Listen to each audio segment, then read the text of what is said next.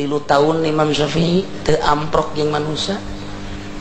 sakit gitu atuh ibadah teh ya bohong lain hayu boga hadis hiji 2 manggung beak di buleudan bohong datang ka ongkek nyana kikituan bae ai hubungannya jeung Allah teu beres hubunganna jeung amplop jeung makhluk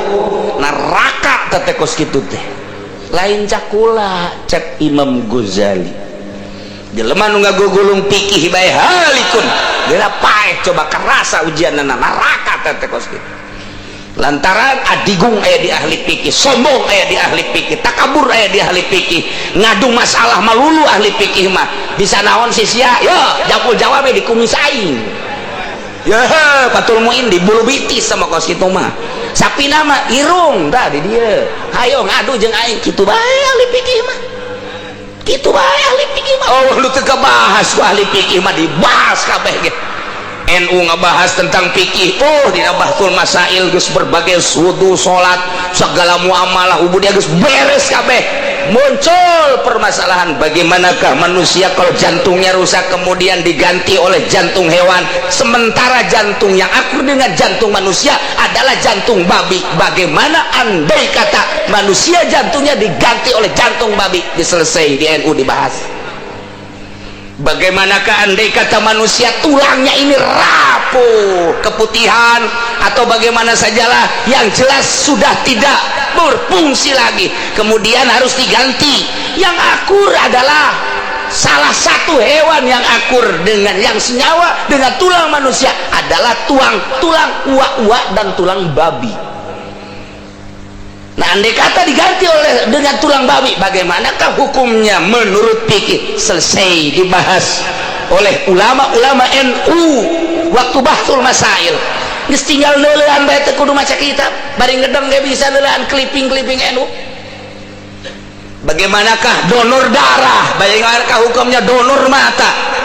oh geus dibahas berbagai-bagai permasalahan nu kamari ieu dibahas tentang wakaf. Bagaimanakah kalau seseorang mewakafkan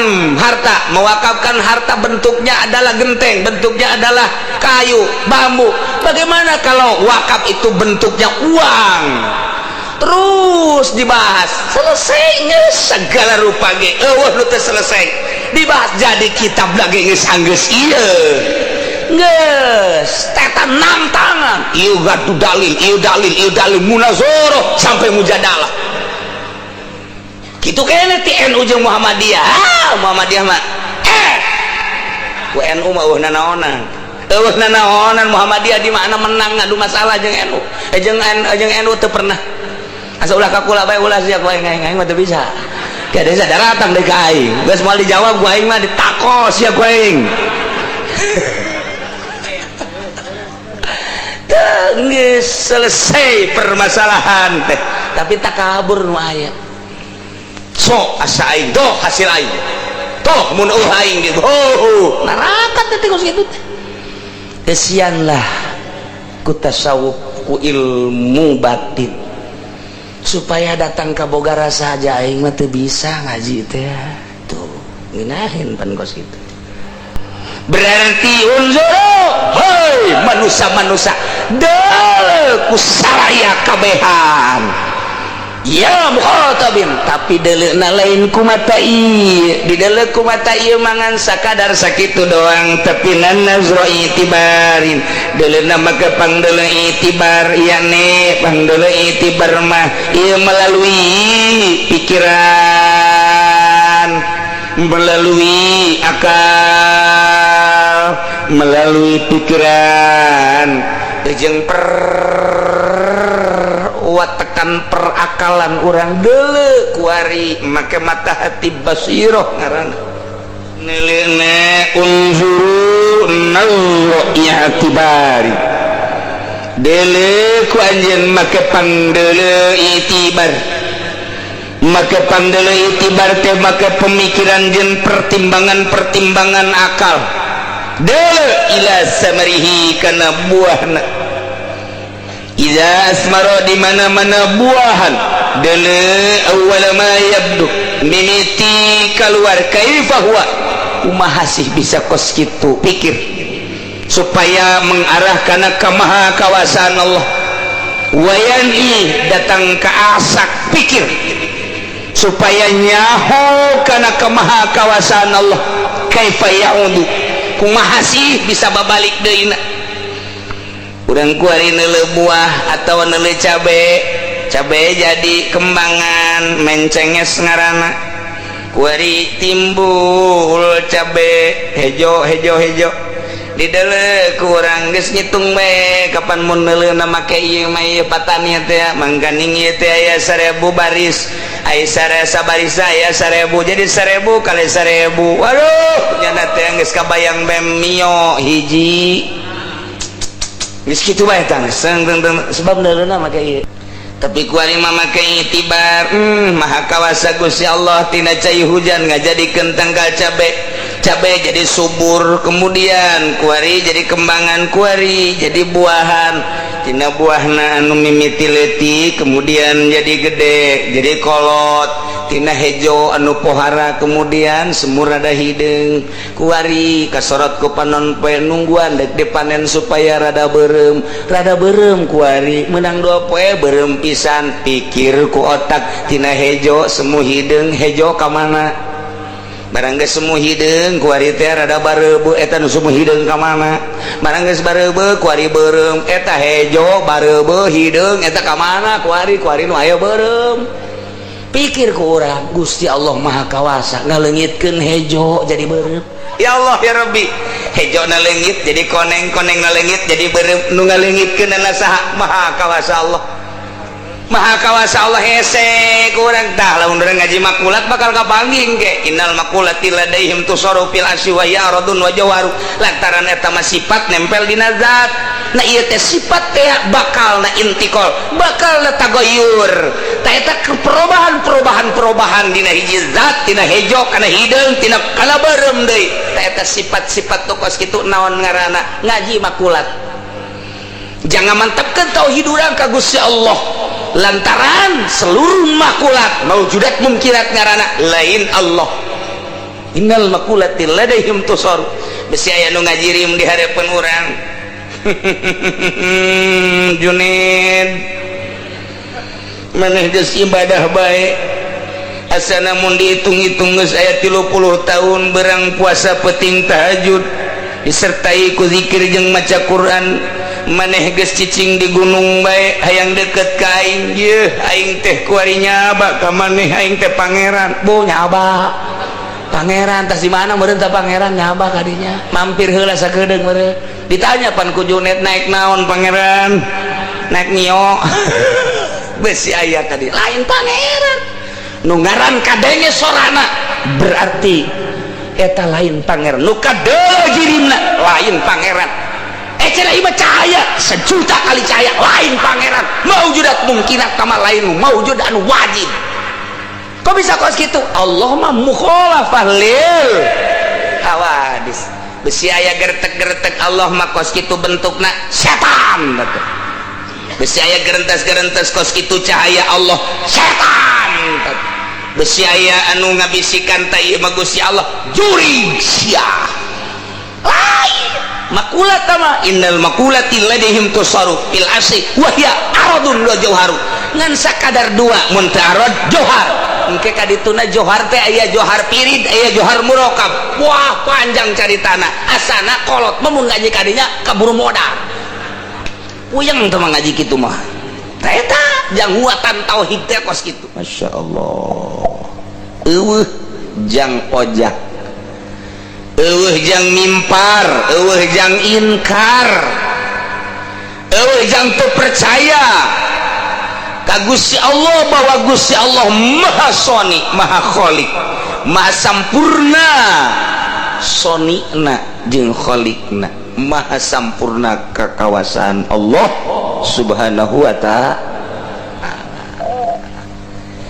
geus digalilan ku kahiji kadua katilu kaopat kalima kuari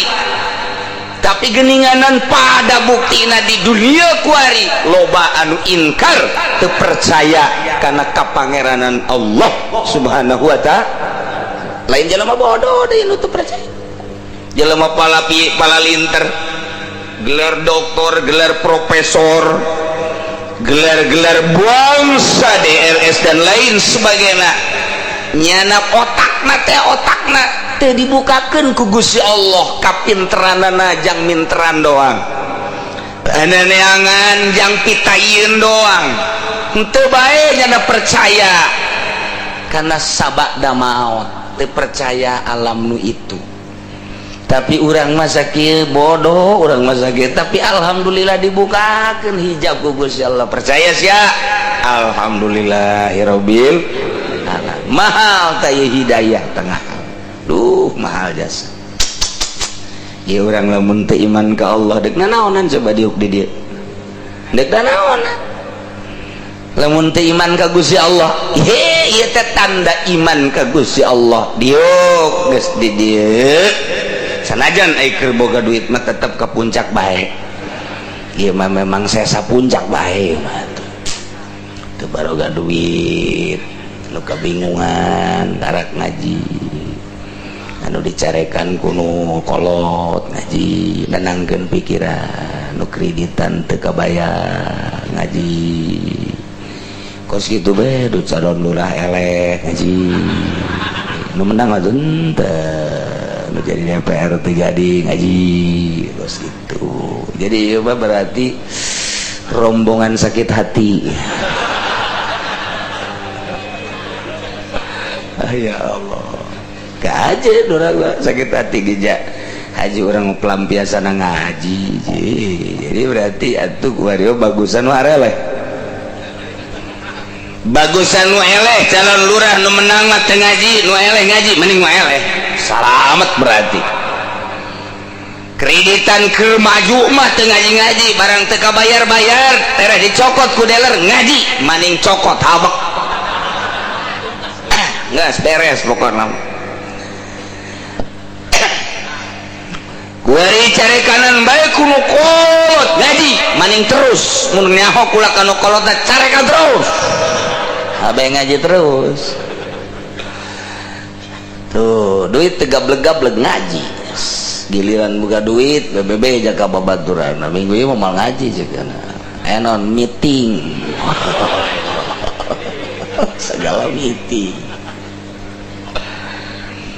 Iya dalil kalimah ya Gusti Allah nggak jelaskan dalil ke maha kawasaan Allah, maha sempurna kekawasaan Allah. Allah teh maha pencipta, Allah teh anu ngabogaan nu bantak dijelaskan ku Gusti Allah timimiti innallaha falikul habbi wan nawa, sisikian nang Allah, subuh waktu subuh nang Allah falikul isma.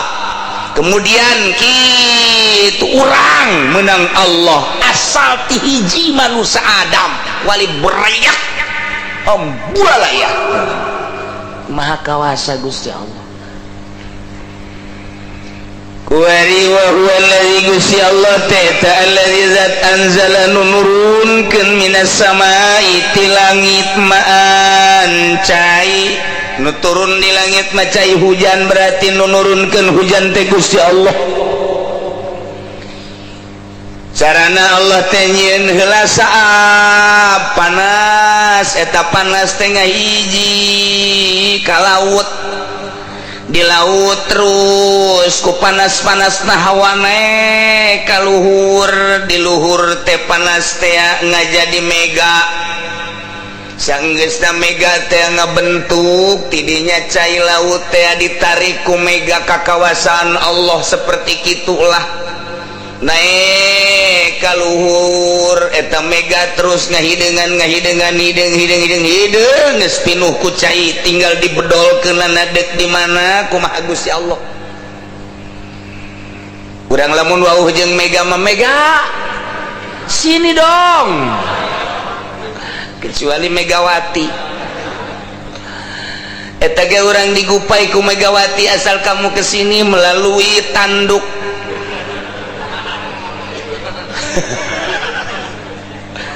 Ayo mega narik nyedot cai laut set plek maha kawasa Allah. aja cak begate aku ladek di kamanakeun ieu cak Gusti Allah angin sampaikan salamku. Oh blon teh mah di silitong atau mah kos kitu mah tuh angin cek Gusti Allah tiup kacikupakeun ditiup ku angin kacikupa war war war war war war war war war war war war war war oh mega hideung jasa cenah tuh di Cikupa tuh deuleu tua sana hujan tuh di Cikupa tuh kan deuleu ku urang set kulantaran aya nu hajat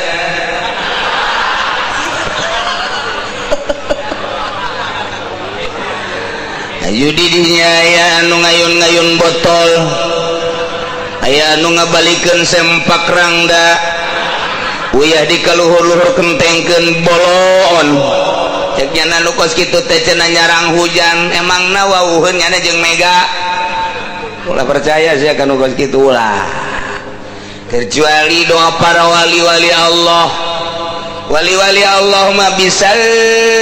nya mah ngadoa modal kos kitu Gusti di Cikupa teh aya dulur abdi deuk hajat karunya modalna meunang nginjem ti dulurna namun aju dihujadan ku Gusti boro-boro nu jauh nu deukeut geus henteu daratang sebabnya nama can boga gaya daya tarik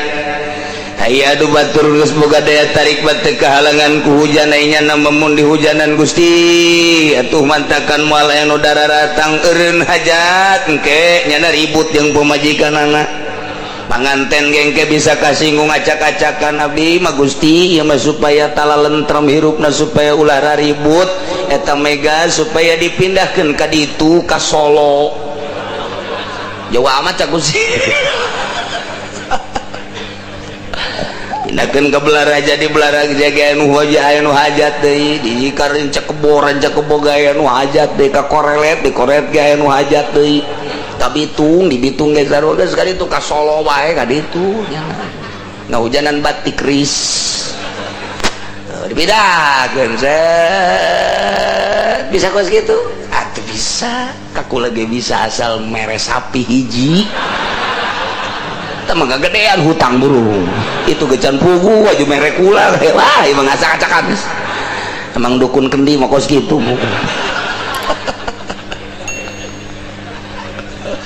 nah kecuali doa solihin doa para wali bisa jadi apa tuh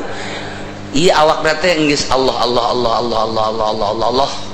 mentak cek Allah teh oh yang dipindah ke pindah mentak kadang-kadang sekelilingnya hujan didinya mantep eta lah kos gitu bisa dijieun deui hujan teh maksud dijieun teh diperintah ka Gusti Allah aya tatangga hajat bajidoran orkes aya jaipongan aya golek aya mending mun ramen teh dalangna teu bisaeun gandeng doang nang ninong wah macem-macem sia lajunya nang tangan deh ka kiai ge lamun encan nyeri-nyeri teuing mah teu meunang deui mani ngahindar bae ngan ieu mah geus loba nu kanyerian ya ku aing sia didoaan sia ya Allah ya Rabbi eta jelema ngalunjak lain ka abdi sapira abdi tapi ka Gusti ieu jelema ngalunjak abdi deuk masrahkeun ka Gusti cek Gusti aya karing onam cek nya aing mah atuh geus deuk kahujanan bae ulah Gusti pancenah ka aing atuh pandang atuh sianya lain ieu mah supaya lah karasaeun bae geus ku nyana Gusti hujanan bisa saang sakitu cangna gelug wah di hujanan budak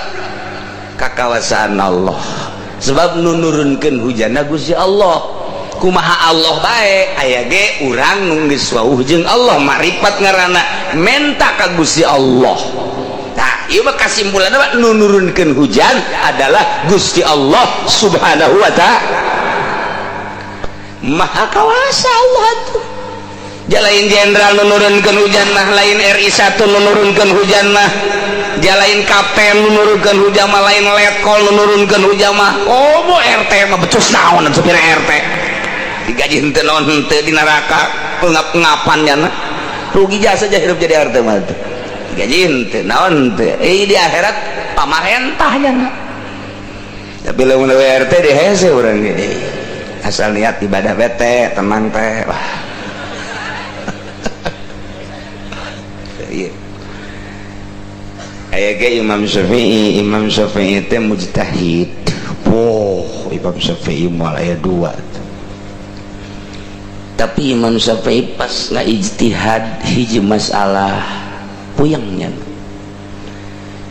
dikadiekeun lain dikaditukeun lain dimusyawarahkeun jeung ulama-ulama lain teu kabahas tetep aya nu teu kabahas ku Imam Syafi'i ge. Imam Syafi'i ngadoa ka Gusti Allah ieu can terpecahkeun masalah teh aduh puyeng sapoe 2 poe seminggu 2 minggu sebulan 2 bulan Imam Syafi'i teh nggak ijtihad hiji masalah teh teu kabongkar sama sekali sapantar Imam Syafi'i anu ilmuna teh geus langsung ti Gusti Allah 12 ban mata bagas nu ilahar nya mah geus macem-macem mujtahid atuh dan nya mah talar Quran lagi umur 12 tahun nya nama wah geus jadi mujtahid teh jadi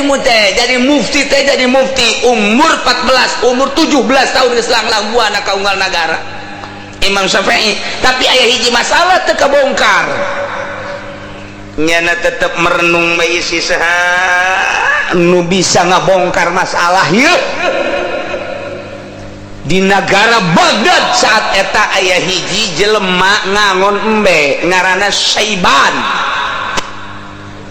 ngangon embe tanyana mah ngangon embe asal isuk-isuk ka gunung kaleuweung zohirna seperti kitu sore-sore balik ngagiringkeun embe zohirna sehari-hari seperti kitu teu cacampuran jeung masyarakat teu komo jeung pamarentah mah nya nama alergi jeung pamarentah jeung siapa mah cara ngangon bae zohirna seperti kitu horenganan nya nama nyalametkeun agama ibadah di leuweung teh embe mah embe bae cang horeng maksudna lain embe teuing ibadah ka Gusti Allah zikir horeng nyana waliun min auliyaillah wali mantak singa deh bisa ngongon bae di lembur iya kayahuan kawalianana satu ketika hujan turun sehingga cai eueuh sanggeus teh cai eueuh jukut teh geus gararing embe ngarelel hayang nginum dahaga kadeleuna babaturan kiseban bebeja ka kiseban embe urang geus loba nu paeh ban cek jana ban embe aing bae ban aing nginum bae laporan deui ti dieu ban kambingku mati coba meureun ti Batak dia iya nah iyalah loba nu laporan akhirna nyana ngadoa nyana mah ngadoana henteu langsung kieu bae dileuan mana sih Mega jagena ya itu ditunjuk ku nyana Mega ka dieu heula sagede engkau Mega cepet hujanan ya embe ya pararah ya langsung itu buak hujan Masya Allah eta Syaiban luar biasa geus loba tah hujan laporan deui ulah loba teuing atuh sakian Mega geus cukup rat geus ka ditu deui sia ka ditu eta Syaiban bisa kos kitu eta ya Allah ya Rabbi sekali geselang sababaraha poe deui terjadilah seperti kitu deui minta deui ka Syaiban terjadilah seperti kitu deui akhirna kadengekeun kan kagorengan tetep kadengekeun kabagusan tetep kadengekeun bae kajen ku kumaha ge nu aya di benak hati urang kajen teuing ku urang dipendem teu pernah ngomong-ngomong kamarifatan bakal timbul sarua bae kahasudan ge bakal timbul bae kajen teuing ti tubuh kiai tidak ada ustad komo dadah lurah mah parantina tah mah kos kitu mah komo dadah bangsa pamarentah mah geus parantina hasud teh paranti tah mah nya nama mun teu hasud teh lain pamarentah boh kitu amat emang parantina nya nama geus kos gitu nu bener kos gitu Kiai Abi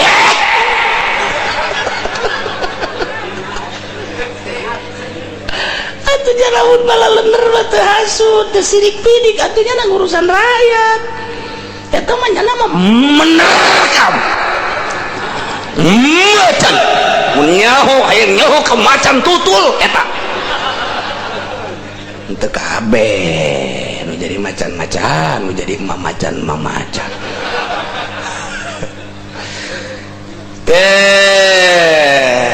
kadenge eta bagus jeung goreng ngada-ada urang teh hate teh kadenge bae ku batur kajen kukumaha ge kajen ting urang jadi kiai ditutupan make udeng-udeng make sorban wayah hasud kanyahoan bae ku batur wayah ria kanyahoan bae ku batur padahal disumput-sumput kurang ngomongna urang ngomong sufi bae ngomongna ngomong wali bae ngomong kiai bae mapatahan bae wayah hasud kaambe ku jelema kajenting urang nyumput bae kajenting kukumaha ahli ikhlas kanyahoan bae ku masyarakat sebab eta teh tadi sarapih-rapihna meuyeum tarasi sapeup mabuk sabagus-bagusna ngabubui tarasi tetep kaambe bae urang keur leumpang budak bau belum tarasi jayeung tah kaambe ku urang keur leumpang waduh opor ieu bangun mal kawa mana sugan di ondang jeung teh tolol teh budak ngambe doang aduh teh kadengekeun kisah teh seperti eta bahkan satu ketika terjadi tanpa nurunkeun hujan bebeja kabeh babaturan ngangon-ngangona bahwa ieu embe urang geus kalantih kuari kurang jukut di Bagdad saat eta cek sebat ulah gandeng-gandeng bareng jukut jos ya betak usararejo embe dikadijakeun kabeh boh urang mun ngangon jeung kisah hebat mantep urang mah mantep urang Imam Syafi'i ngadenge bahwa kisah Iban seperti eta saat eta cek Imam Syafi'i di jalan aing dek datang ka manehanana Imam Syafi'i ti kota kaleuweung manggihan kisah Iban diuk di hareupeun kisah Iban persis sakumaha budak leutik sakola di hareupeun guruna tungkul sieun ka guru persis seperti eta titah naon bae ku guru daek sagede Imam Syafi'i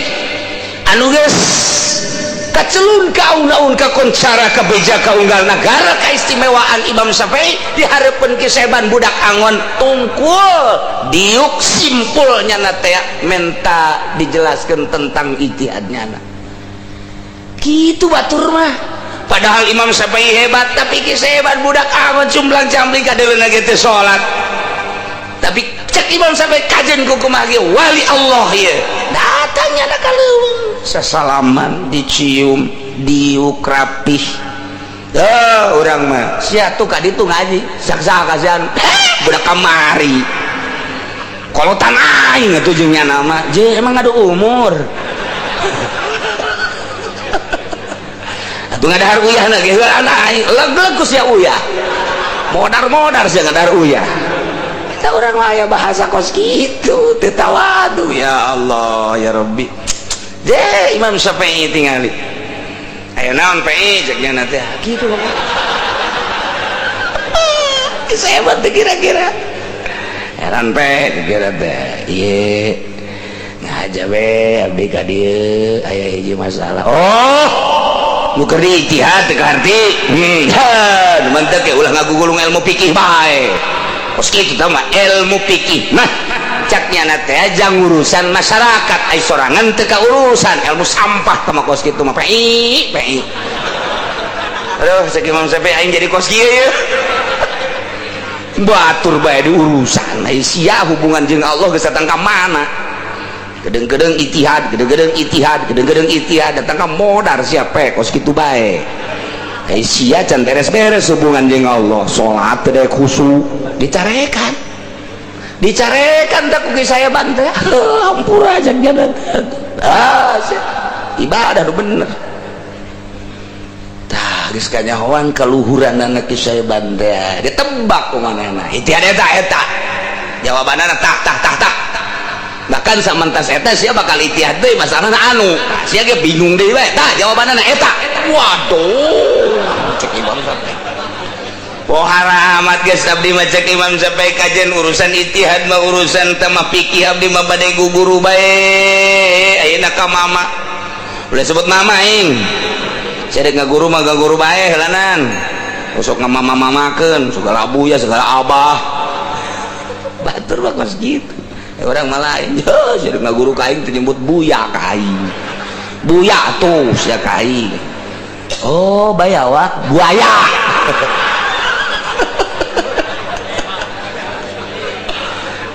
Masya Allah Imam Syafi'i ngaguru batin kaki syaibat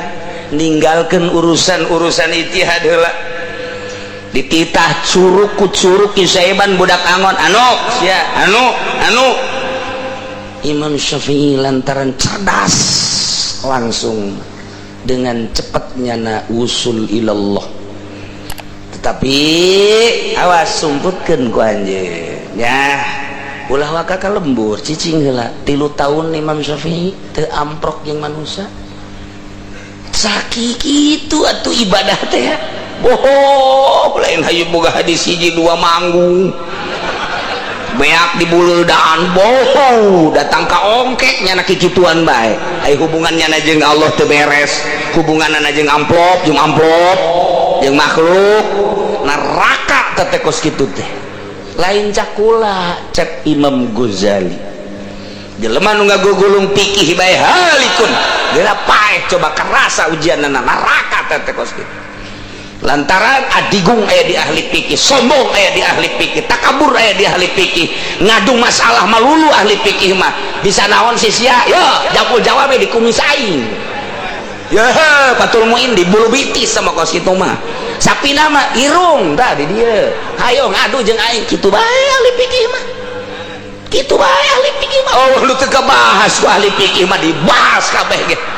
NU ngabahas tentang fikih dina bahtul masail geus berbagai wudu salat segala muamalah ubudiyah geus beres kabeh muncul permasalahan bagaimanakah manusia kalau jantungnya rusak kemudian diganti oleh jantung hewan sementara jantung yang akur dengan jantung manusia adalah jantung babi bagaimana andai kata manusia jantungnya diganti oleh jantung babi diselesai di NU dibahas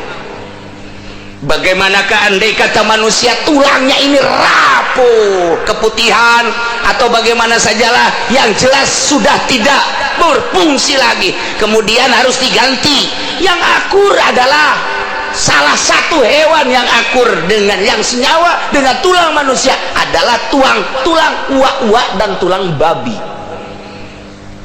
Nah andai kata diganti dengan tulang babi bagaimanakah hukumnya menurut fikih selesai dibahas oleh ulama-ulama NU waktu bahtul masail geus tinggal neulean bae teu kudu maca kitab bari ngedeng ge bisa neulean clipping NU bagaimanakah donor darah bagaimanakah hukumnya donor mata geus dibahas berbagai-bagai permasalahan nu kamari ieu dibahas tentang wakaf. Bagaimanakah kalau seseorang mewakafkan harta bentuknya adalah genteng, bentuknya adalah kayu, bambu. Bagaimana kalau wakaf itu bentuknya uang? Terus dibahas, selesainya segala rupa ge. Lu teh selesai. Dibahas jadi kitab lagi geus anggeus ieu. Geus teta 6 tangan. Ieu gatu dalil, ieu dalil munazarah sampai mujadalah. Itu kayaknya ti NU jeung Muhammadiyah Muhammadiyah mah ku NU mah nanaonan Muhammadiyah di mana menang ngadu masalah jeung NU jeung NU teu pernah asa ulah kakula bae ulah sia ku aing mah teu bisa kada sadar datang deui ka aing geus moal dijawab ku aing mah ditakos sia ku aing geus selesai permasalahan teh tapi takabur nu aya so asa aing doh hasil aing toh mun aing gitu neraka teh geus kitu kesianlah ku tasawuf ku ilmu batin supaya datang ke boga rasa aja aing mah teu bisa ngaji teh tuh ngeunaheun pan kos kitu. Waalaikumsalam. Naon dia? Iya, kula nek nanyakeun masalah. Emang aing mah tangkal masalah. Ayo jeung aing sia ngadu masalah mah. Sombong. Tapi lamun ahli Allah, ahli sufi abdi rek nanyakeun masalah apa? Oh, teu bisa lain ka dieu nanya masalah mah. Ka dieu mah mawa uduk. Kopi, masalah mah ka dieu. Tawadu ngaranna. Masya Allah ngedahin jeung ahli Allah iya Imam Syafi'i gurunya oh barang Imam Syafi'i geus usul teh cacak aing teu ngaji ilmu batin cilaka aing di akhirat. Imam Malik sarua bae lau kitu lamun naon kitu ngaranna lau naon kitu lamun laula sanatani lahalakan Nu'man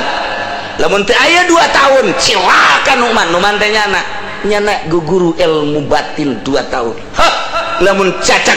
aing teu ngaguru ilmu batin neraka aing cek Imam Maliki laula sadatani lahalakan Nu'man ngadu masalah bae cek cenah tapi barang teu kaji ilmu batin zikir ka Gusti Allah sejuk 10 masalah nu ditanyakeun dijawab 2 8 deui pikiran bae ku ente nanyakeun masalah 20 dijawab 4 anu sabaraha saya sadata 16 pikiran wae ku sia engge teu kaharti cek kieu tawadu masyaallah teh ieu urang mah nempo teh karomah-karomahna padahal mah loba wali nu teu dibere karomah ngan osok dibere jang pangbubungah sakumaha nabi dibere mukjizat wali dibere karomah ketika dibere karomah nyana nama embungeun ngan kulantaran Allah mere timbul keyakinan anu pohara tambah oh sakieu teh oh gitu aing ieu waduh barang hujan dibreg aing karomah berarti kahujanan keneh berarti aing itu lain karomah teh biasa bego mun teu kahujanan ka arah insyaallah ya tas dahar jadi sebuah karomah berarti itu blon tuh iya Imam Syafi'i be guguru batin jadi jana teh udeng-udeng teh dibuka heula guguru ka tukang angon ya Allah ya Rabbi etalah bisa nambai hujan nang Allah kene lantaran geus wau jeung Gusti Allah kos kitu nah iyalah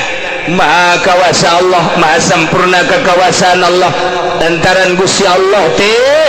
alladzi anzala minas sabai ma'an nurunkeun hujan ti luhur langit melalui mega proses-prosesna turun hujan nah ieu dibahas ulama panjang luar biasa sehingga muaroboh antara ulama ieu antara ahli filsafat ulama fikih jeung berbagai-bagai ulama seperti itulah pembahasan-pembahasan para ulama tentang Allah nurunkeun hujan tetap kudu aya sabab musababna fa akhrajna bihi habbau nabata kulli syai' barang Gusti Allah geus turunkeun hujan Masya Allah ku sebab hujan teh Allah ngajadikeun jajadian berbagai jajadian iltifat itu cek ahli bilagah mah lantaran tadi kapan gaib wa huwa Gusti Allah teh allazi anzala minas samai ma kunaon atuh ka dieu lain fa akhrajahu tapi fa akhrajnahu iltifat wal iltifat wa huwal intiqalu min badil asali bi ila badin qomin cek dina johar maknunna jadi ngandung rahasia teh iltifat di dieu tina gaib kuari kana hadir tu anil gaibah supaya nyongsong fa akhrajna bihi nabata kulli syai kaulan agung geus ngajadikeun ku sabab hujan tersebut karena berbagai jajadian pare jadi, jagong jadi, buah jadi, geus puguh nu dipelak mah di hujanan jararadi, nu teu dipelak kurang jukut jadi, teki jadi, sagala eceng gondok jararadi, sagala wah macem-macem nu kurang dipake kambung di jararadi bae hejo lemok wayana hujan teh neule urang ka pegunungan masyaallah ngemprai mani asana waas atete ku hararejona neule ka belah dieu cai singkolocor di sisi-sisina teh aduh luar biasa eta jajadian geus puguh bangsa taleus mah geus puguh bangsa wah nu kararitu jararadi pohara jasa nang saha eta ngajadikeun maha kawasa Allah nurunkan hujan tidak hujan jadi breng jajadian ya Allah ya Rabb tidinya fakhrajna minhu khadira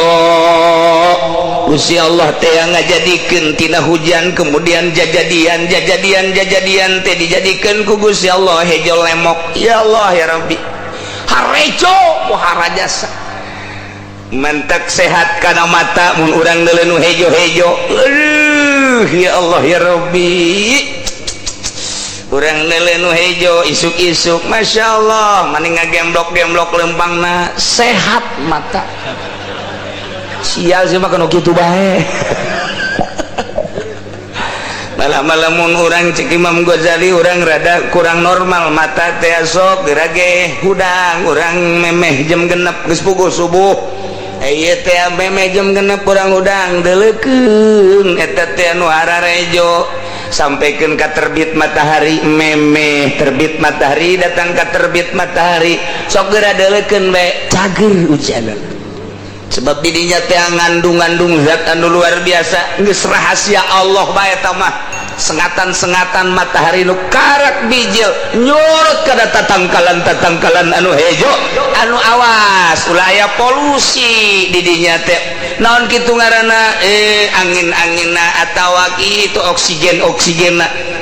tadi deuleukeun ku urang polototkeun mata kanu hejo-hejo sapoe dua poe tilu poe oh kabelah dieu teh bray masyaallah ngemprai rada rumah kurang ya mata isuk-isuk memeh jam 6 kira-kira kurang saparapat kira-kira lamun terbit matahari na jam 6 berarti ke urang eureun jam 6 lewat seprapat atau setengah 7 atau mun ngarsangeuna teruskeun datang ka jam 7 diu kurang di sisi imah kadituna sawah ngemprai nu kasorot ku panon poe pamajikan mawakeun kopi jeung rokok Ji Samsu di dieu masyaallah maka sesengitan bari mencetan ka urang atau tamat teu kudu neuleuh hejo-hejo ge geus senang tamakos kitu mah sehat seger tamakos itu pohara jasa ieu Gusti Allah nurunkeun hujan tina hujan ngajadikeun jajadian seluruh jajadian nu sok jadi jeung nu ku Allah dikersakeun kemudian tina jajadian eta dijadikeun ku Gusti Allah hejo lemok matak geunaheun kana dedeuleuan mata urang nukhriju minhu habban mutarakiba jadilah tatangkalan tina cai hujan tersebut hejo gede rindang lamun buah gede mun jagong jadi gede kacang jadi gede pare jadi gede timbul tina asal cai hujan subur jadi hararejo kuari kembangan ih masyaallah nukhriju minhu ku Gusti Allah dijadikeun tina nu hejo eta sisikian anu ngentep coba ge kurang deuleu kuari kaluar gandrung ngentep sikina teh ti luhur tepikeun ka handap nang saha ngentepkeun leuleuh pare urang bekah kuari eusian plep tungkul buahna buah pare ti luhur tepi ka handap make ngentep meni ngentep itu menang saha ngentepkeun masyaallah berbagai-bagai bubuahan keluar anggur ngentep di luhur tepi ka handap di luhur rada gede beuki ka dieu rada leutik ka dieu rada ti kacongonat leutik menang saha ngentepkeun kos kitu ya Allah ya Rabbi maha kawasa Allah maha sempurna kekawasan Allah tina hujan ngajadikeun jajadian ya geus jadi jajadian teh keluar kembang keluar buah nang ngentep rapih luar biasa ngentepkeun ngarapihkeun nang saha lamun lain nang Gusti Allah yarkabu ba'du ba'dan kasada bil hintati wa nahwi berbagai tatangkalan anu rindang anu buah nang ngentep rapih maha kawasa Gusti Allah bahkan wa minan nakhli min talaihatin wa nundaniyah tina timbul tangkal korma yakni tina kembangna tina mayangna timbulkin wa nundaniyah aya sintung-sintung aya tunas-tunas anu darareukeut rapi luar biasa kos kalakai urang lamun ningali tangkal korma kemudian kembangan sanggeus kembangan keluar teh eta teh kapan aya tunas-tunas di sisi-sisina mani rapi tarolah mun di urang mah caruluk Oke keluar buah carulukeut ngarundai ka handap eta teh kapan aya tunas-tunasan atawa kalapa keluar mancungna sanggeus keluar mancungna bekah eta meulahkeun mancungna menang saha aya waktu tertentu nang Gusti Allah coba mancung keluar pek sanggeus keluar ke belah sanggeus belah keluar eta kembang kalapa naon ngaranna kembang kalapa mayang mah bahasa Jawa iku mah wis dan sebutaken iki mah Sunda opo iku jenengane wede kita ge orang Sunda orang weru ge we sakalina bisa aing mah Jawa mauk aduh iku jenengane opo iku ya wis lah kembang bae lah keluar kembang nayane mayang teh tina kembang kalapa mapan teu langsung aya setik-setik tunas-tunasan eta teh rahasiana lamun ditanya aya naon eta make jeung aya tunas-tunasan modal kitu langgoko kitu keneh buah korma kitu keneh urang mah teh kahati atuh geus bae dientepkeun rapi teu kudu make pang nu laletik kinuan teh ngaranna tunas-tunas nu laletik oh horenganan deuleu dina buahna congona eta teh aya nu kos jaruman kabeh ge eta nu kos jarum teh horenganan eta teh ngahalangan bangsa hewan-hewan nu deuk ngadahar rahasia Allah besi aya bajing besi aya segala rupa besi aya manuk dan lain sebagainya ka korma teh ka kalapa teh ka anggoko teh eta aya anu lalancipan kos kitu teh eta teh ngahalangan tina hewan-hewan rahasia tina bubuhan nang saha eta kos kitu teu kudu make satpam teu kudu make security sugan aing mah security naon serem horenganan lah kudu disapawan manuk segala rupa teh daekeun ka dieu ya Allah rahasia Allah tidak tangkal korma jeung sajabana kembangna di mana keluar timbul kinwanun tunas-tunas leletik seperti dahan dina kembang tersebut ya Allah rangkai-rangkaian aya tangkai-tangkaian ya Allah maha kawasa Allah kala luar beki gede anu teu mangpaat ku Gusti Allah dikaluarkeun teh diturunkeun ngagedean ngaranna jadi kapol eta ngaranan kapol saha urang mah nyahona ku ari kapol bae geus barang rada ngagedean deui geus aya jerona nu kos leho ngaranna dawegan nang saha ngaranna eta dawegan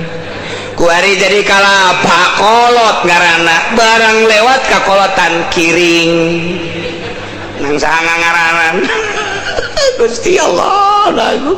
padahal mah dawegan teh bahasa Inggris dawegan bahasa Inggris eta teh gen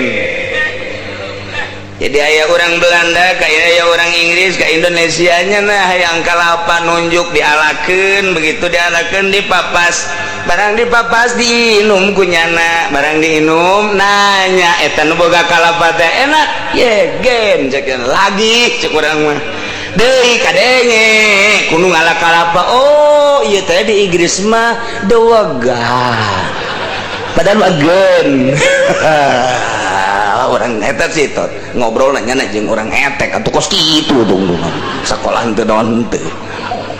jadi tidak Inggris dawegan kuari ge dawegan wae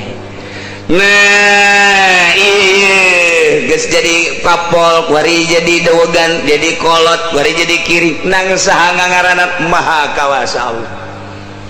mata korma teh beda-beda ngaranna korma beda-beda ngaranna mun urang nyaritakeun tentang korma teh keur mijeunna leutik mah ieu ngaranna dina kitab ge geus dipuat dina kitab ge ngan urang aslina kudu nanyakeun ka urang Arab kakarak muncul ieu ngaranna ngagedean ieu ngaranna terus bareubeu ieu ngaranna begitu asak eta ngaranna diorag da gengke lamun anu kitu baseuh ieu ngaranna lamun anu kering ieu ngaranna beda-beda haju ngaran korma ge macem-macem sakumaha buah bae di urang ya aya buah itu darmayu aya buah harum manis aya buah golek aya buah daging aya buah limus aya buah harum manis aya buah kitu anu sok dirujak teh ngaon ngaranna kaweni wah geus segala ganda rasa wah geus loba jasa teh buah teh wah pohara jasa sarua korma ge geus kitu sarua maha kawasa Allah tidak hujan timbullah aya buah korma ngaran nu beda-beda di urang aya buah darmayu aya buah harum manis aya buah wah macem-macem Masya Allah malah mah kuari maya buah anu amis jasa ngaleuwihan ti buah segala-gala ngaranna buah gitu nu anyar menang memproduksi Thailand teh disebut ngaranna lain buah gincu lain buah simana lagi lain buah gedong lain eta teh buah kongkong gitu naon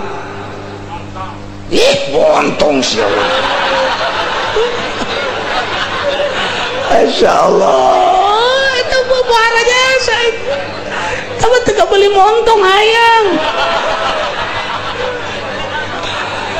ya karim iyalah sahanunya Gusti Allah maha kawasa Allah maha sempurna kekawasaan Allah Masya Allah wa jannatin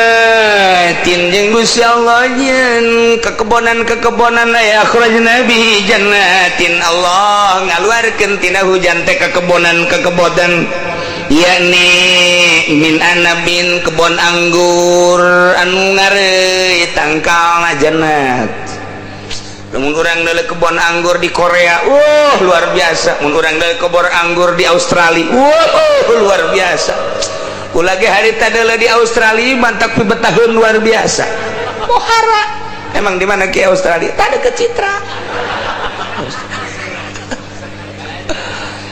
lantaran di Australia mah pohara jasa eta teh kebon anggur kebon anggur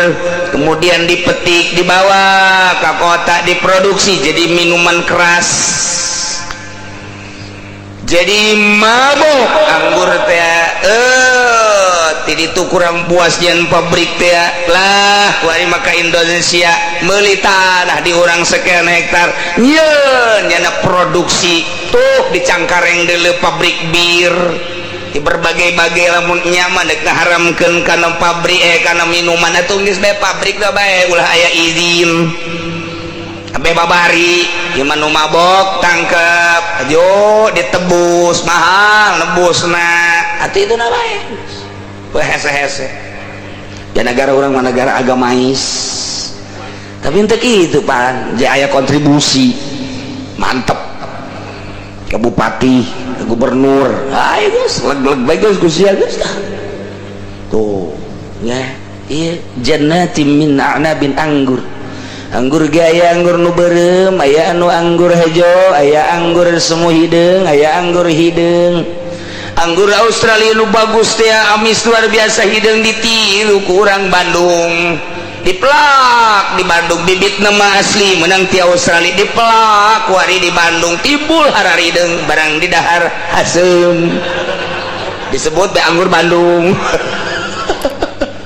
masyaallah menang saya tak ka kawasan Allah kok bisa asem bae taneuhna maha kawasan Allah melak cabe ge beda antara cabe Tangerang cabe Serang cabe Pandeglang beda dipelak deui ku ari di Tegal di ditu dipelak deui ku ari di Jawa Tengah tandingkeun jeung Tangerang cabe paling hebat sadunia cabe Tangerang lagi di Pasar Kemis lagi di Sukamantri eta geus hebat jasa bae geus ta sadunia bae geus hebat istimewa teh mah cabe teh sebab cabe Sukamantri mah tuh dipelak nu dipelak di itu didayat di kitu gelam terus kabelah di ke Cilongok lamun datang cabe eta ka ditu ka Jakarta nu sejen titah mundur ada panglima cabe masuk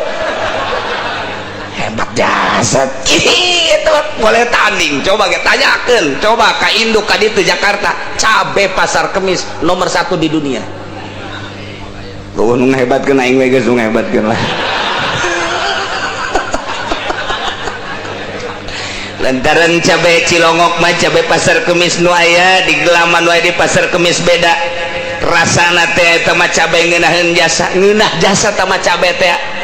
tanyakeun ka santri-santri Cilongok nu kazamanan zaman cabe tanyakeun ge tanyakeun zaman abah kula lamun di dieu keur mujulna ceuyak cabe nu bagus tadi surtil wah nu kelas kawe hiji kawe 2 kawe 3 nu akhirna dibikeun ka santri oh masalah artinya dibikin ke santri kumaha santri indahoy emang gua gitu santri ya masak luhurna ditendenan cabe ajo nyenang nyambel cabe ajo nyayur cabe itu lah bentuknya mal kos gitu tanyakan ya santri baheula daharnya na coelna coel cabe sambalna sambal cabe atuh lalab cabe eta ku hebat jasa cabe ya Allah nya hebat nyauh deui ih tapi bener eta kos kitu teh bener lain lalagaan dia tanyakeun ge ka santri baheula nu mantak nyana sakali dahar 2 kali dahar 3 kali dahar geus embung kunaon ngisingna hese sajaga panas aduh eta lalakon santri baheula Masya Allah pohara jasa indah jasa ngeunah jasa geus pokona mah eta lamun musim cabe musim kacang sarua musim kacang teh kawe hiji kawe 2 kawe 3 dijual teh nah nu kences teh naon ngaranna dibikeun jual lupa jasa pan masyarakat kabeh boga ka santrikeun santri kabeh oh ngulub kacang dahar kacang coel kacang atuh segala rupa kacang sapoe 2 poe ngising geus teu kuat datang ke tempat ngising di jalan kene ser parah jasa eta santri parah jasa santri mantap milik santri mah kos kitu mun loba teu katahan mun eueuh ganggarateun emang tiba heula nya mah kos kitu datang ka kuari kitu bae nang saha eta nang Gusti Allah jannatin min anabin anggur-anggur wa zaitun jeung tangkal zaitun warumana jeung tangka anggur wah berbagai-bagai ieu mah Al-Qur'an ngajelaskeun sakitu teu kudu dijelaskeun kabeh cek Gusti Allah lantaran sok geura waring aya di kebon diurang dangdeur aya di kebon bisa kurang ditambahan warumana wadang deura dangdeur aya dangdeur di dinya aya jagong dina aya di kebon-kebon bae maksudna jannatin teh kebon-kebon esok kayak di kebun kacang panjang, kacang tanah, jagung, wah berbagai-bagai. Eta nu carita di pasar Kemis bae kuari indit kesempatan kabelah ditu. Nah di sisi-sisina aya kucai nu bakal ngabaukeun kana kelek teh ya. Aduh macem-macem aya lobak sabangsa teh mah kadinya bangsa berbauan bae. Iya kucai aya lobak baheula makan daerah Sepatan Hungkul kabelah ditu ka Pakoh Haji. Oh palawija kangkung teh genjer teh rapi di ditu can kaserang ku urang Cirebon maka dia barang kaserang ku urang Cirebon lain di Sepatan bae nya mah kuari tuh dietek ge bisa meula kangkung dicayur bisa meula kangkung kumaha nyana bae diurus ku nyana dengan berbagai otak akal jeung ilmu na ita menang saha eta iyalah menang Gusti Allah wa jannatin min a'nabi wa zaituna war rumman dan lain-lain sebagainya wa jagonga wa dangdira wa kacang panjanga wa naon deui geus kadinya mah wa DLL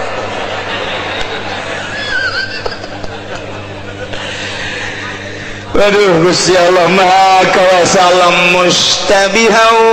wa ghayra mutasyabih bari ejeng sarupa dauna tapi teu sarupa buahna ya Allah urang mun urang ningali tangkal zaitun akurkeun ejeng tangkal dalima tangkalna akur daun lagi akur laletik tapi timbul buah nama beda mustabihan akur sarupa dauna wa ghairu mutasyabih ta akur buahna Masya Allah timbul buah zaitun macam tapi buah dalima mah gelede kekawasaan Allah aya nu akur tangkalna teu akur buahna aya nu akur buahna teu akur rasana ya Allah ya Rabbi aya anu teu akur buahna tapi akur rasana Gusti Allah nu agung teliti sebelum membeli bakal katinggali kurang ke maha kawasaan Allah aya anu akur tangkal teu akur buah aya nu akur buah teu akur rasa aya nu teu akur rasana akur buahna maha kawasa Gusti Allah lamun urang ningali aya buah oyong buah oyong belah dieuna deui aya anu kitu melak nu panjang teh teh nu kos orai naon ngaranna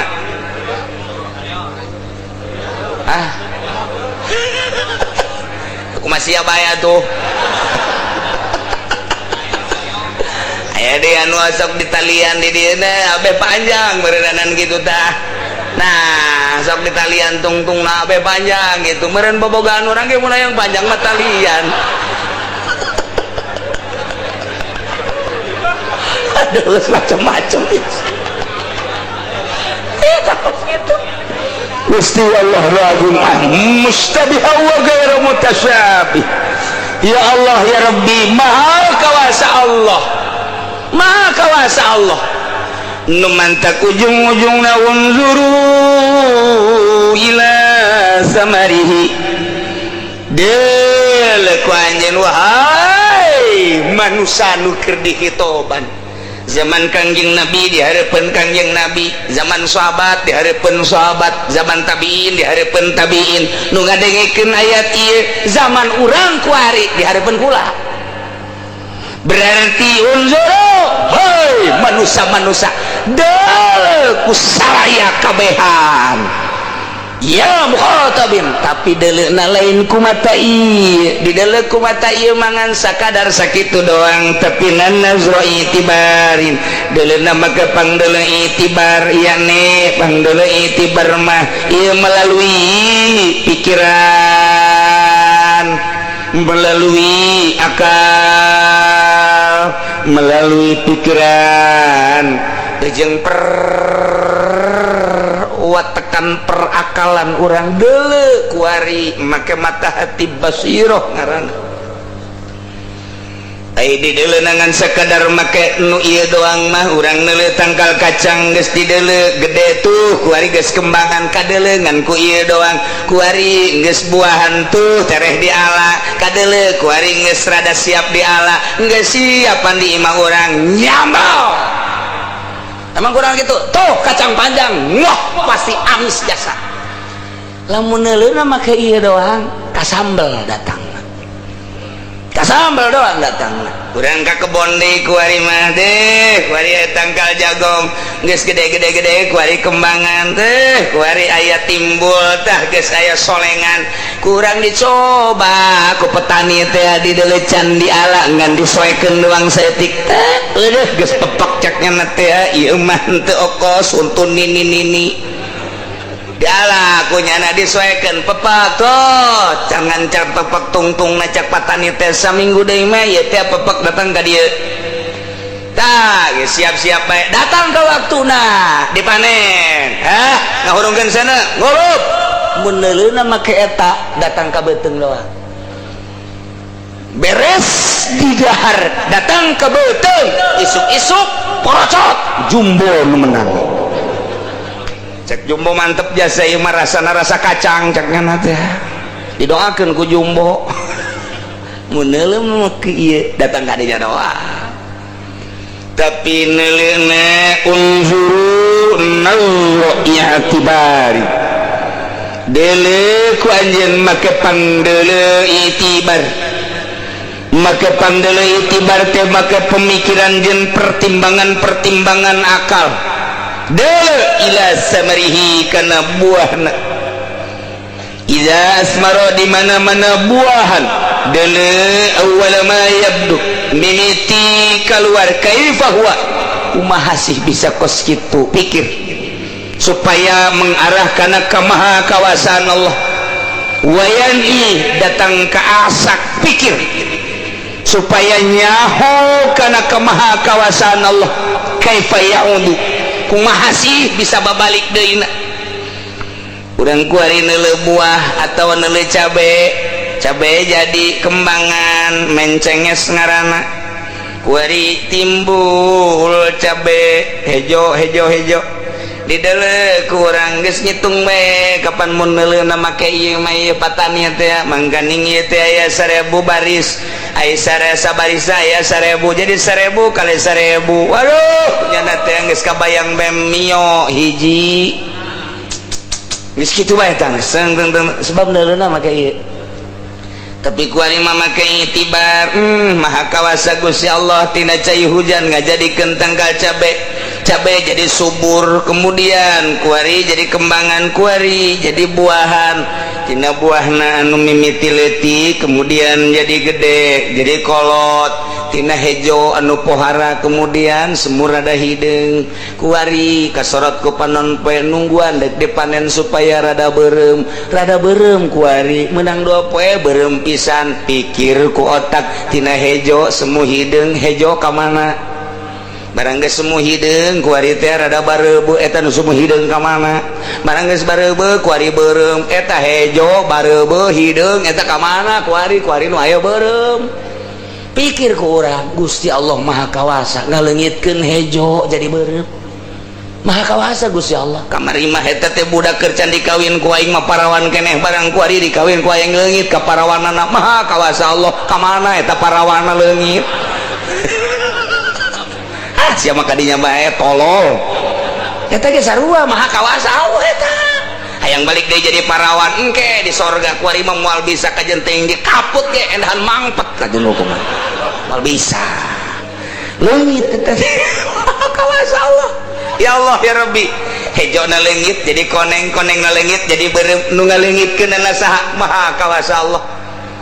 maha kawasa Allah hese kurang tah lamun urang ngaji makulat bakal kapanggih ge innal makulati ladaihim tusaru fil asyi wa yaradun wa jawaru lantaran eta mah sifat nempel dina zat nah ieu teh sifat teh bakal na intikal bakal na tagayur tah eta perubahan dina hiji zat tina hejo kana hideung tina kana beureum deui tah eta sifat-sifat tokos kitu naon ngaranna ngaji makulat jangan mantapkan tauhid urang ka Gusti Allah lantaran seluruh makulat maujudat mungkirat ngaranna lain Allah innal makulati ladaihim tusar besi aya nu ngajirim di hareupeun urang Junid maneh geus ibadah bae asa namun dihitung-hitung geus aya 30 tahun berang puasa peting tahajud disertai ku zikir jeung maca Quran maneh geus cicing di gunung bae hayang deket ka aing yeuh aing teh kuari nyaba ka maneh aing teh pangeran bu nyaba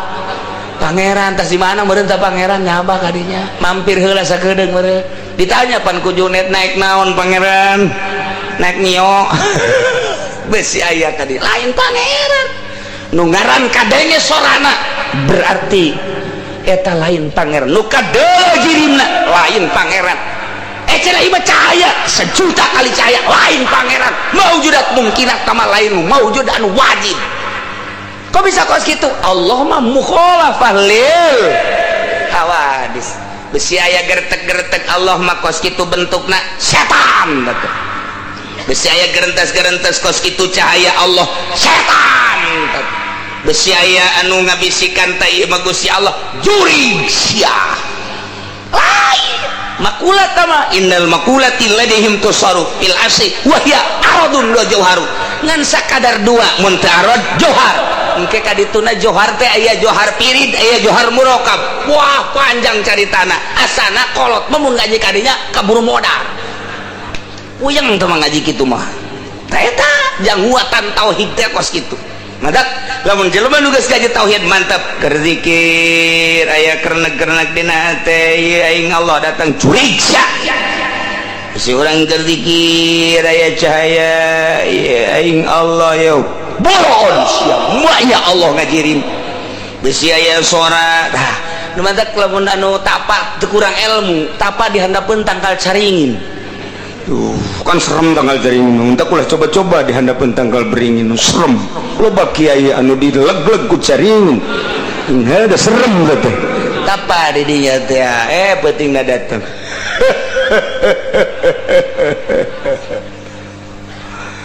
iya aki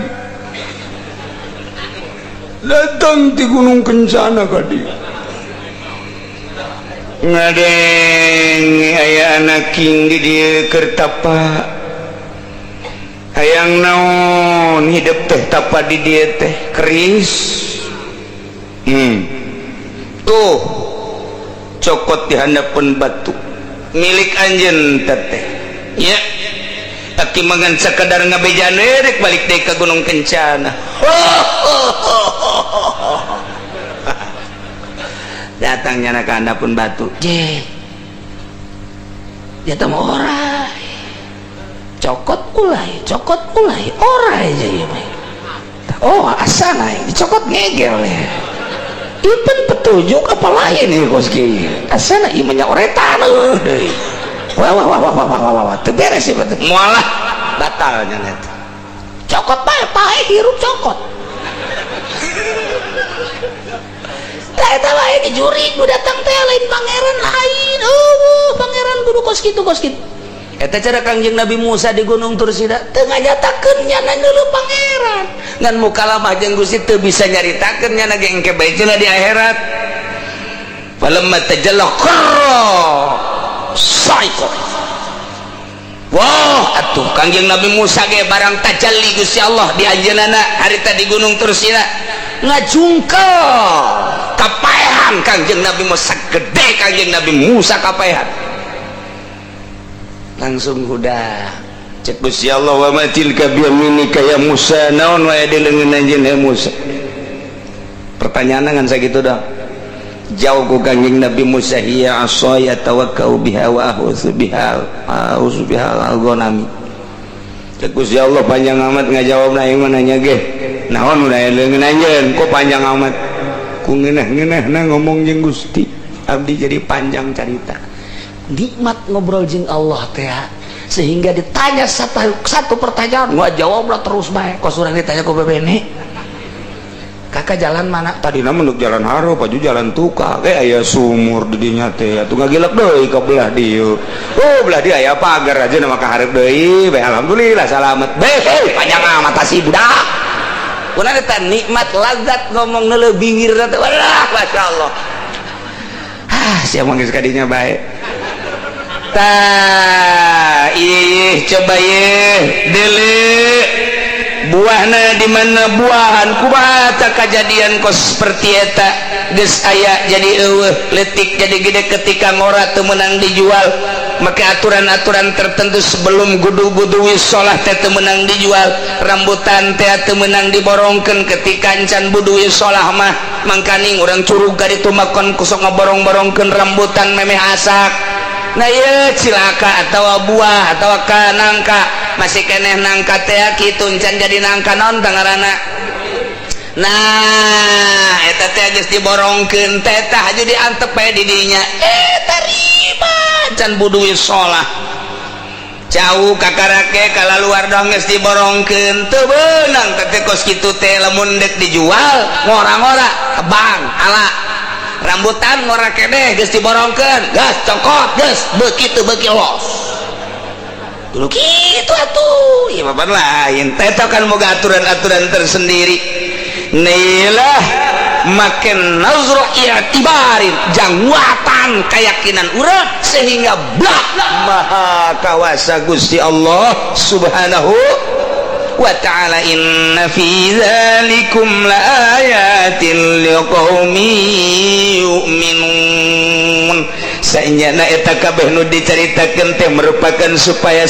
merupakan kitu naon ngaranna sebagai ayat-ayat sebagai dalil-dalil kana qudratihi kawasa Gusti kamaha kawasana Gusti Allah Subhanahu wa ta'ala. Berarti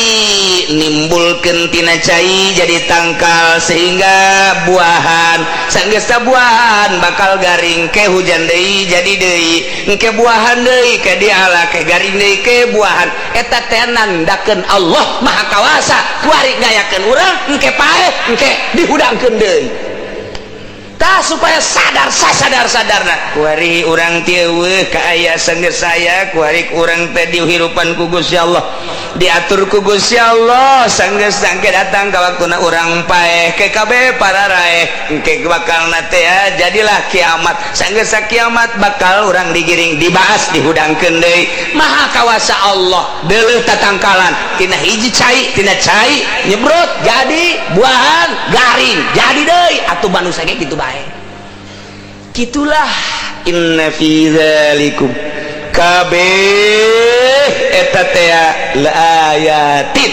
merupakan suatu ayat dalil tapi dalil sote liqaumi yu'minun pikeun kaum anu iman urang mah geus iman ka Gusti Allah ketika dibere penjelasan kos kitu teh oh jaheuh Allah maha kawasa ngajadikeun hiji tangkal engke paeh engke jadi deui atuh urang geus sarua bae ku ari hirup engke paeh engke bakal timbul deui maha kawasa Allah. Emang urang mah geus iman sampaikeun coba ka Kristen sampaikeun coba ka Katolik sampaikeun coba ka Protestan sampaikeun coba ka Yahudi sampaikeun coba ka Buddha sampaikeun jeuh ke berbagai agama-agama kafir coba narima tanteu nya urang mah geus tarima alhamdulillahirabbil. Berarti kuncina tina iman melalui iman urang bakal ngeunaheun ngadenge urayan-urayan ka maha kawasaan Gusti Allah Subhanahu wa ta'ala. Mudah-mudahan urang kabehan ditebelkeun iman dikuatkeun iman ditetepkeun Islam dikuatkeun Islam sehingga urang menang ridho Allah Subhanahu wa ta'ala di akhirat urang babarengan jeung Kangjeng Nabi urang Kangjeng Nabi Muhammad sallallahu alaihi wasallam. Wallahu a'lam.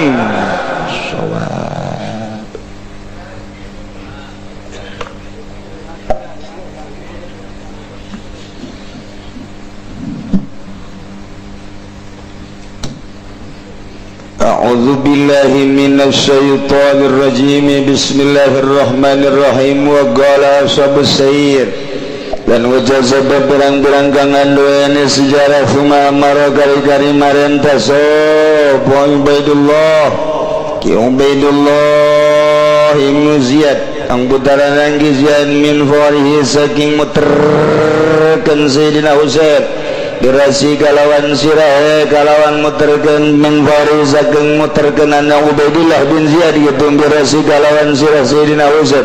ada yang coba malah-malah dan ajegakeun ya gitu malah-malah yun coba malah-malah dan jenengakeun ya Husain atawa ya rasu birihing dalam angin fatamahu maka nyare kanan ya Ubaidullah maka nyare kanan ya gitu fatamahu maka nyare kanan ya Ubaidullah Aksarun nasi ing Ubaidullah maka nyari kanan ing Ubaidullah sabab aksarun nasi agak manusia faqama rajulun maka ngada sabab wong lanang yuqalu lahu Tariqun al-Mubarak kandanaranan lahu kada raja sabab Tariqan putar rangkun Mubarak bal wal masyumul mal'unul mazmum balik tawi iya Ubaidullah iku al-masyumu kang den alaken al-mal'un kang den laknat al-mazmum kang den cacat fawarahu maka muterakan ya Ubaidullah ing kitu fawarahu maka muterakan ya Tariq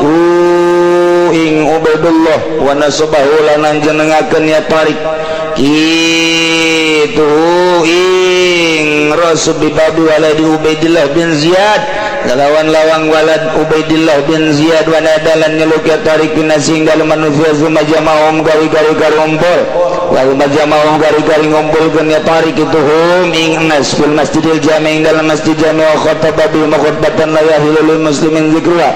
lan dituturan ya Tariq hum kalawan nas ing khutbah dan orang halal kadang kang masih apa zikruha nu khutbah sumada'a gari-gari nyeluk ya Tariq bin Ziyad bin Jarril al-Jubi kalawan Ziyad kang butang Jari al-Jubi basallama ilaihi maka masakan ya Tariq ilaihi maring Ziyad Rasul Husain ing Ziyad Husain wa rusa ikhwani wa rusa ikhwatuhu lan birang-birang sira birang-birang diri Husain wa banilan birang anak Husain wa ala baitu lan ahli umah Husain wa sahabat birang sahabat Husain wa da'a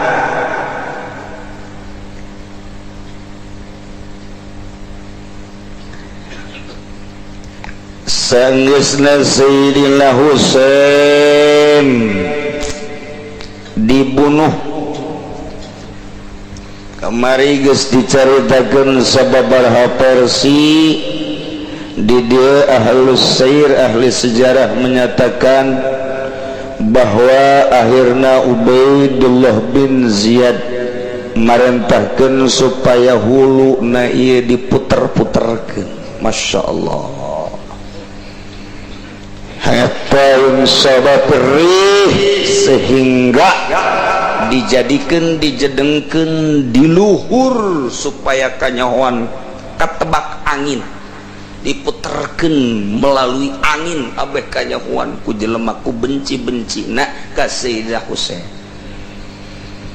tiba heula seperti kos kitulah keayaan manusia ku Allah geus diatur yang memperkuat keimanan manusia akhirna nyegah kaki Ubaidullah seseurna manusia ngalarang seperti eta tidinya nangtung seorang pemuda nu ngaranna Tariq Ibnul Mubarak Ciki Tariq pendapat Ubaidullah sangat kejam tidak manusiawi al-mas'um al-mal'un al-mazmum menggorengna manusia terlaknat dan tercela ulah dilaksanakan Tariq langsung tampil malah manehanana anu langsung nyekel ka Ubaidullah Ubaidullah nu kunyana dibabet-babetkeun diputer-puterkeun terjadi luar biasa saat Karbala harita di Karbala harita kemudian itu hayana maki Tariq langsung nyokot sirah Sayyidina Husain ditundun ku ayeuna di waladi Ubaidillah bin Ziyad di bab walad Ubaidillah di bab teh di lawang kemudian ayeuna ngaopenbarkeun lu ke seluruh manusia coba seluruh manusia kumpul di dia ya di Masjidil Jami Masjid Jami teh lawang-lawangna kan aya ngaranan kos di Madinah bab Jibril bab Nisa tihang-tihang di Raudhah hiji-hijina tihang eta kan aya ngaranan tah ieu ge sarua saat eta ngaran salah satu lawang adalah bab walidi Ubaidillah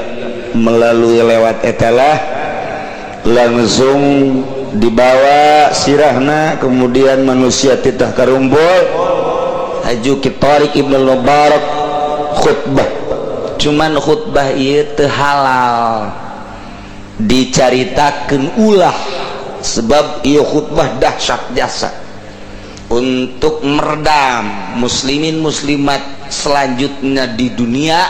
Sepakat seluruh ulama khutbah ieu teu meunang dicaritakeun, sebab ieu khutbah luar biasa memicu peperangan anu dahsyat ka ditu untuk membalas kematian Sayyidina Husain. Lamun tadi perang Sayyidina Husain mah ijtihad, tapi lamun selanjutnya mah bakal timbul tina nafsu bakalna mendak diredam teu meunang. Tek khutbah ki Thariq Ibnu Mubarak saat eta di Masjid Karbala diredam ku ulama, teu meunang dikaluarkeun. Tekna aya teu meunang diberitakeun. Ulah hayang nyaho teu meunang hayang nyaho. Aya ge di kitab-kitab sejarah begitu dibuka, wah ieu mah khutbah pohara jasa, bakal moal eureun-eureun lamun urang nuturkeun khutbah eta kana peperangan anu dahsyat mentak diredam. Teu meunang, tah mah hanya orang-orang tertentu lah anu nyaho.